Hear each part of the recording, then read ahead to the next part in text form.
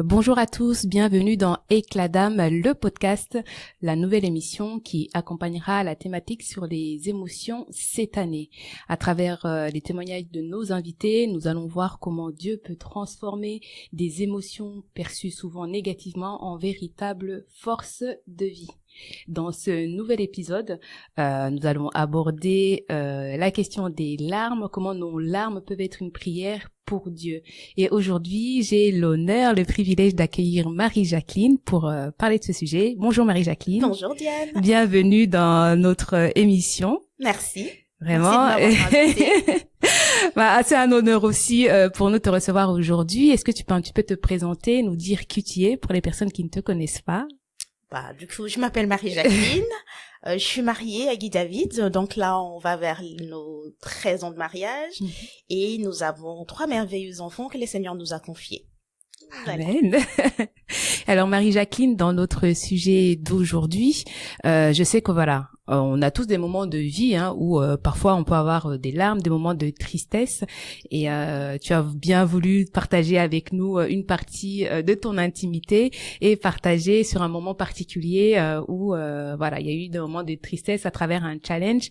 Est-ce que tu peux un petit peu nous parler de ce que tu as pu traverser et comment au niveau émotionnel tu as pu gérer ces situations? Tout à fait. Donc, c'était un petit peu compliqué à trouver. C'est pas que le choix était difficile, il y en avait tellement parce que voilà, dans la vie de tous les jours, dans la vie tout simplement, oui. On passe par des situations plus ou moins tristes. Oui. Et donc, du coup, on a décidé, du moins Guy David et moi, parce qu'on a dû en parler un petit peu, de vous parler d'une situation qu'on a traversée un peu après qu'on se soit mariés. Et donc voilà, pour essayer un petit peu de situer le contexte, c'est que Guy David et moi, quand on s'est connus, on était tous les deux étudiants en Belgique. Lui, il était boursier et quelques temps après, il est retourné vivre au Congo. Et donc par après, nos relations ont évolué et on a décidé de cheminer ensemble et de se marier. Et donc, ce qui va se passer, du coup, on habite sur 2 continents différents, 2 pays différents. Donc, il y avait des questions qui devaient déjà trouver des réponses en amont, donc à savoir notamment où on allait se marier, où on allait résider, les suites par rapport aux formations qu'on prévoyait de faire, le nombre d'enfants, bref, vraiment des questions structurantes qu'on se pose avant de rentrer dans le mariage. Et donc pour nous c'était vraiment, on va dire, clair, tout était bien tracé, on était en accord sur tout. Vous étiez bien préparé en tout cas à ce niveau-là avant de vous engager. Oui, sur, tout à fait. Donc voilà, il y avait pas de discussion par rapport à ça, c'était clair. On était d'accord sur le lieu de mariage, le lieu de résidence et tout ce qui s'en suivait. Donc il fallait juste par après dérouler d'autres formalités à remplir, quoi. Exactement. Et qu'est-ce qui s'est passé du coup par la suite, Est-ce que le plan donc il s'est déroulé comme prévu ou il y a eu des petits challenges? Alors, il a commencé à se dérouler comme prévu, mais il y a eu un couac par après. Et donc, il faut savoir que donc du coup, on s'est mariés au Congo comme prévu. Et alors, il était question qu'ils reviennent qu'ils viennent me rejoindre après la fin de ses études, parce qu'il était en dernière année de master en ingénierie en ce moment-là. Et donc, nous, on va dire, pendant ce temps-là, on en a profité pour faire les formalités administratives. Pour nous, c'était vraiment que formalité. Et alors, ce qui va se passer, c'est qu'au mois de septembre, nous, on s'est mariés en décembre 2012, et donc en septembre, je décide de lui rendre visite par surprise. Et donc, j'arrive, et avec le recul, je me dis que j'étais vraiment conduite par l'esprit, parce que quand j'arrive un week-end, il a encore une semaine d'examen à passer, et donc ce matin-là, il se réveille, donc un lundi, il va s'apprêter pour aller passer son examen, et il oublie son téléphone sur le lit, et son téléphone sonne, je regarde, et là, je vois marqué consulat de Belgique. Donc, je me dis, je vais répondre.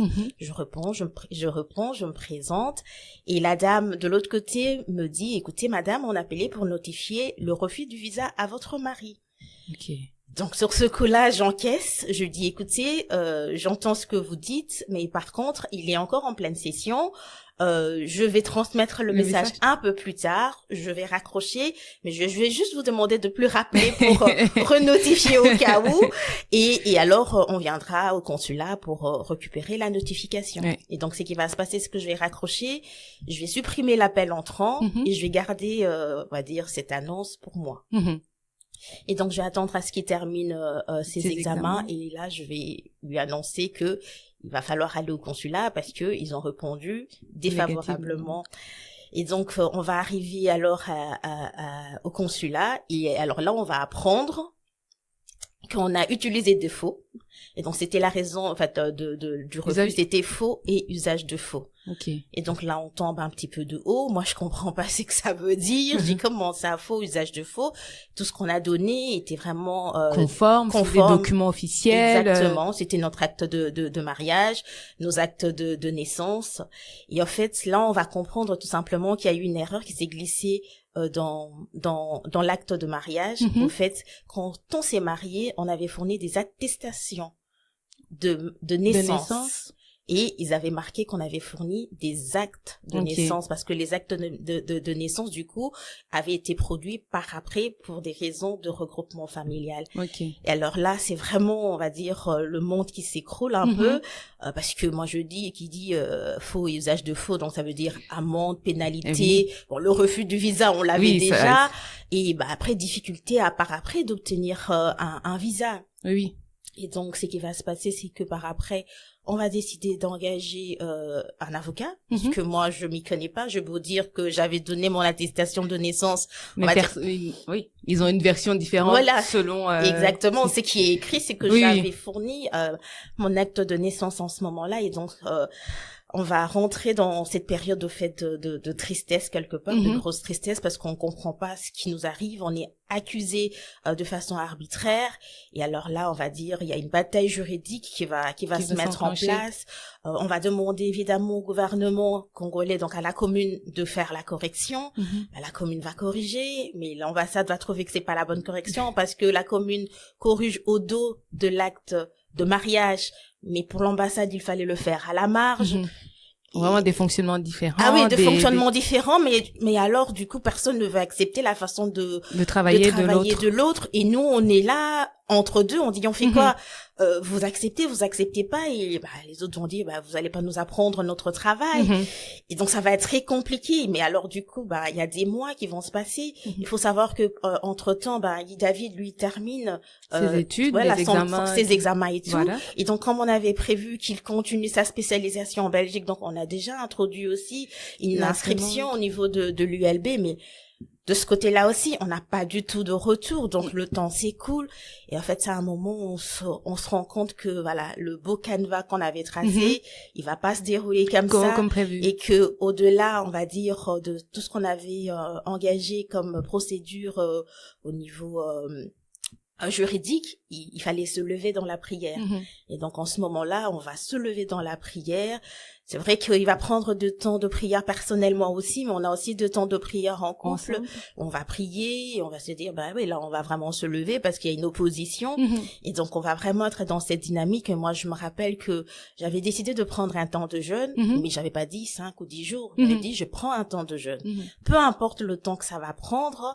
Tu le prendras. Ah, voilà. Ça va durer le temps que ça va durer, le temps que la situation ne se décante. Mais en réalité, ce qui vous met dans cette situation où vraiment vous êtes vraiment attristé, c'est de voir que votre plan n'arrivera pas, ne se passera pas comme prévu. Tout à fait. C'est la peur de risquer de tout revoir, parce que vous aviez justement, avant de vous marier, vous avez pris le temps de discuter de tous les sujets pour que vraiment tout soit clair, que vous aviez une vision de votre couple, de votre foyer, où vous allez, ce que vous voulez.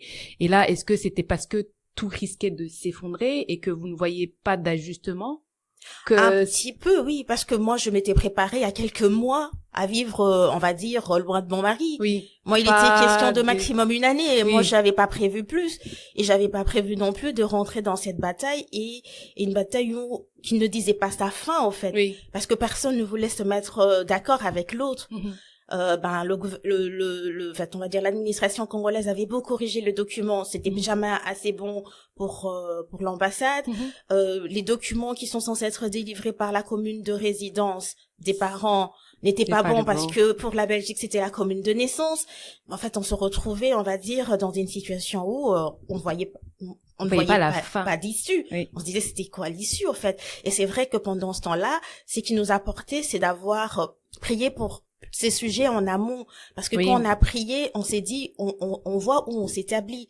Et ben, là, on voit que l'établissement, on va dire, tarde. Mais c'est vrai que pendant les temps de prière, on dit, Seigneur, est-ce que tu as changé tes plans Oui. par rapport à ce qu'on avait dit? C'est ça. Est-ce qu'on doit se réaligner par rapport à cette saison?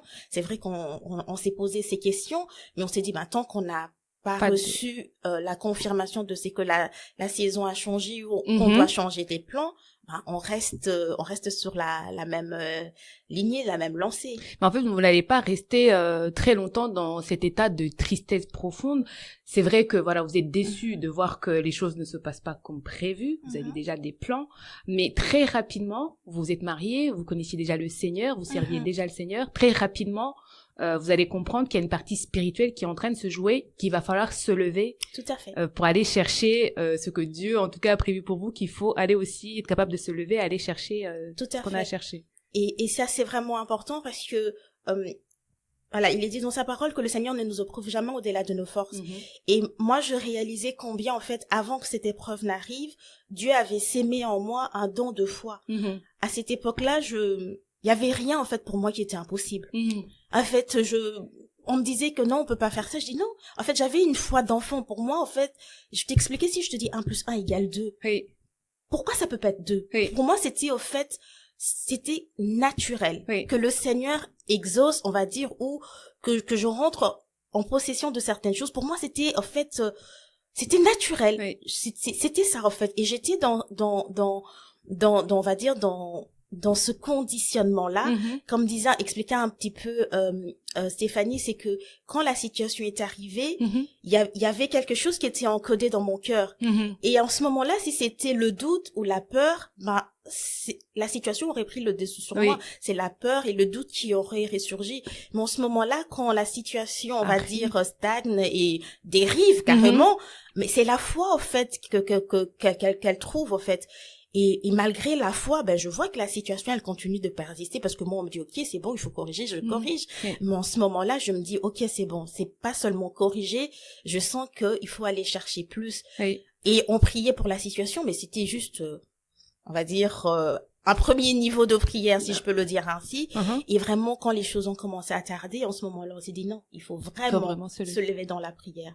Et c'est en ce moment-là vraiment que on a changé de level et qu'on a vraiment pris, moi en tout cas pour ma part, cette décision de rentrer dans ce temps de jeûne. C'était pas pour que le Seigneur agisse, mais pour que je puisse comprendre qu'est-ce qui, au-delà de ma foi, qu'est-ce qui, au-delà des promesses de Dieu, faisait que les choses tardaient. Oui. C'était vraiment. Mais c'est que vous aviez déjà une belle fondation, en fait. Voilà. C'est qu'on dit que tu as ta fondation, et quand les tribulations arrivent, des challenges arrivent, à partir du moment où on a cette fondation, on est capable de réagir en conséquence. Et c'est bien que tu parles de ce que Stéphanie nous enseignait récemment, sur notre état de cœur, que notre âme va aller rechercher ce qu'il y a dans notre cœur, et dans votre cœur, ce qui était déjà ancré, qui était solide dans votre couple pour chacun, c'était cette foi inébranlable que vous aviez. Et l'âme, en fait, à un moment donné où il y a eu des signaux qui pouvaient être un petit peu négatifs, elle a trouvé dans votre cœur la foi, et donc vous avez réagi en conséquence à vous mettre en prière pour voir si c'est vraiment ce que Dieu avait prévu pour vous, pour avoir la confirmation, et s'il y avait des blocages au niveau spirituel, pour pouvoir vous lever et aller contrecarrer ces blocages-là. Tout à fait. Okay. Et donc c'est comme ça qu'on va se lever. Oui. Et alors ça va être merveilleux parce que on a donc de temps, comme je disais, de prière en couple, mais chacun va aussi consulter Dieu pour voir, bon, Seigneur, est-ce qu'il y a des choses en moi qui empêcheraient l'exaucement? Parce que là, on a tout fait, les prières d'autorité, on a brisé, on a tout fait, mais voilà, pourquoi est-ce que ça tarde? Et alors, en fait, du côté de mon mari, il va se rendre compte d'une chose, c'est que quand il terminait, en fait, son master, il disait, Seigneur, si tu m'accordes la grâce de terminer mon master, j'irai sur le champ de l'évangélisation et je parlerai de toi.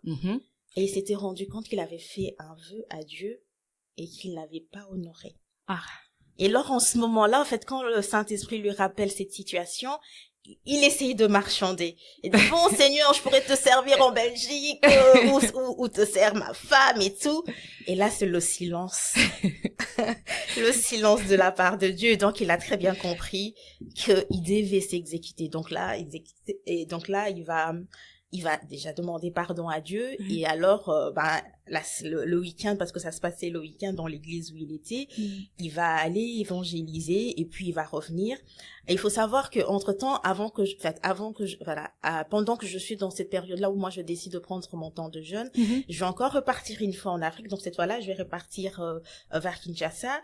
Et en revenant, je ramène un livre du bishop Oyadepo qui s'intitule Gagner les batailles invisibles.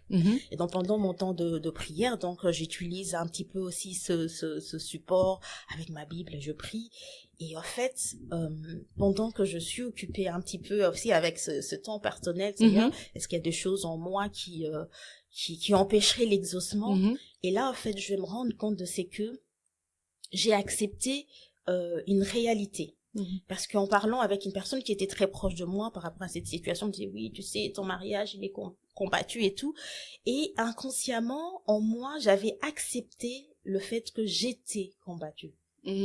Okay. C'est une réalité. Oui. Et donc, cette réalité, au fait, je m'étais pas rendu compte que quelque part, elle était venue prendre la place de ma foi. Okay. Et c'est en lisant un petit peu cet ouvrage, et je vais tomber sur le passage, au fait, un passage qui est dans le livre de Jean, où au fait, la parole de Dieu dit, le vent souffle où il veut, et tu en entends le bruit. Mais tu ne sais d'où il vient, ni où il va. Et c'est la deuxième partie de ce verset qui a été un réma pour moi. Et ce passage se termine. Il en est ainsi de tout homme qui est né de l'esprit. Et alors là, en ce moment-là, je me suis dit, mais à quel moment, si moi, je suis né de l'esprit, ça veut dire que personne ne sait d'où je viens, ni où je vais. À quel moment ils ont localisé mon mariage? Oui. Et ça a été, mais la révélation. Je me suis dit, mais en fait, non. Il y avait une réalité, mais j'ai décidé de m'appuyer sur la vérité. Amen. Et ce qui va se passer, c'est que moi, personnellement, je vais arrêter les prières de combat en ce moment-là. Parce que pour moi, en fait, il y a rien, en fait. Il n'y a pas de combat. T'as déjà la victoire. Il y a rien, en fait. Je suis occupée à m'épuiser. Clairement.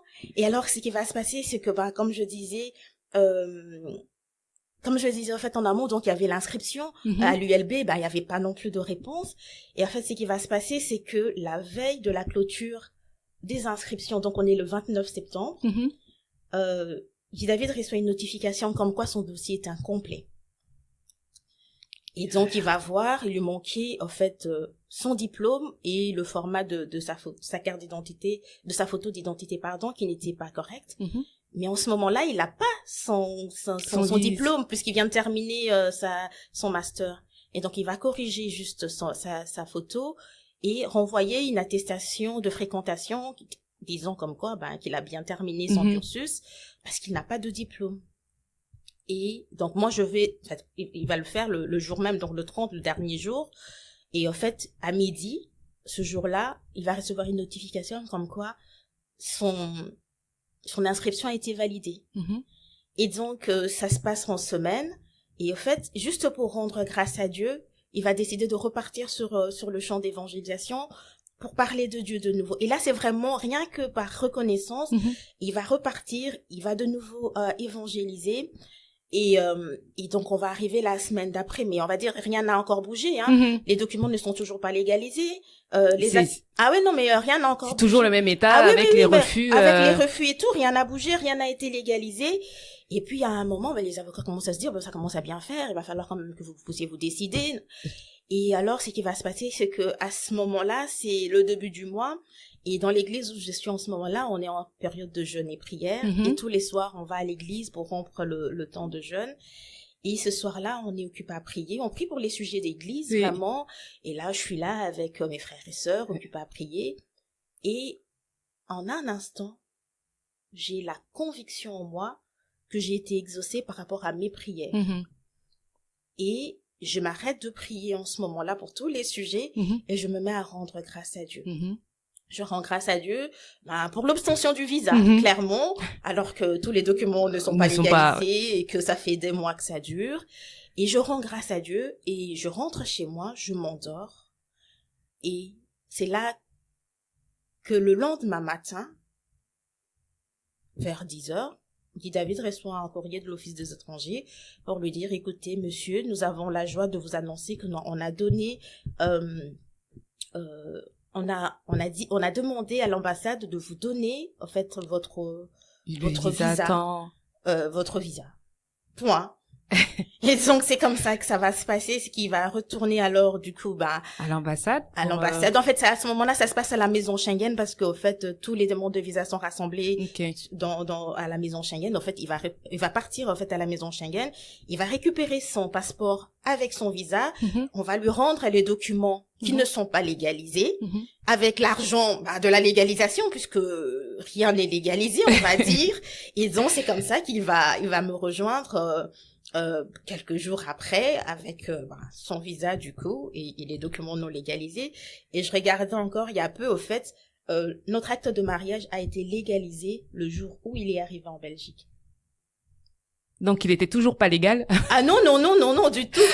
Non du tout. Il a voyagé avec un dossier incomplet.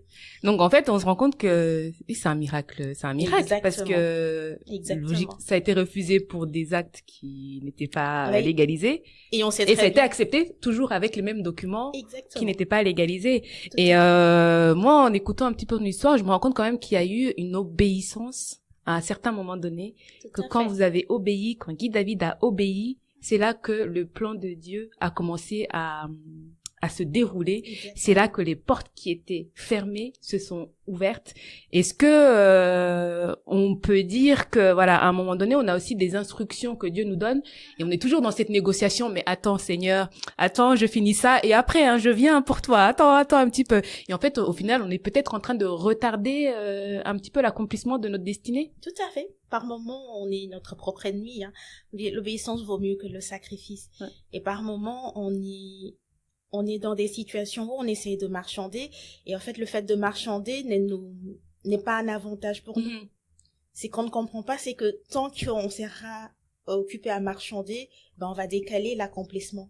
Et par moments, vaut mieux obéir tout de suite à une instruction et passer à autre chose. Parce que tant qu'on n'a pas obéi, on n'a pas acté, on va dire, cette étape-là, on peut pas passer à l'étape suivante. Et donc ça, c'est très important. Et à un moment de reconnaître que j'étais un petit peu l'objet qui faisait obstacle, en fait, à la manifestation des plans de Dieu. Tout à fait. En tout cas, merci d'avoir partagé ce témoignage avec nous. C'est très édifiant parce que voilà, on se rend compte à quel point Dieu doit être notre fondation, qu'on doit avoir une certaine obéissance à ses instructions et qu'on doit aussi être capable de voir quand il est en train de nous parler, faire la distinction entre ce que lui nous instruit et nos propres peut-être nos propres désirs, vraiment essayer de marcher dans cette droiture avec le Seigneur. Et j'ai été franchement ravie de te recevoir pour cette émission. Moi aussi. Merci beaucoup d'avoir partagé avec nous cette partie, cet épisode ou ce moment qui a été un petit peu un challenge pour toi et ton époux. Et j'espère que vous avez tous été bénis et on se retrouve prochainement pour un prochain épisode. À très bientôt.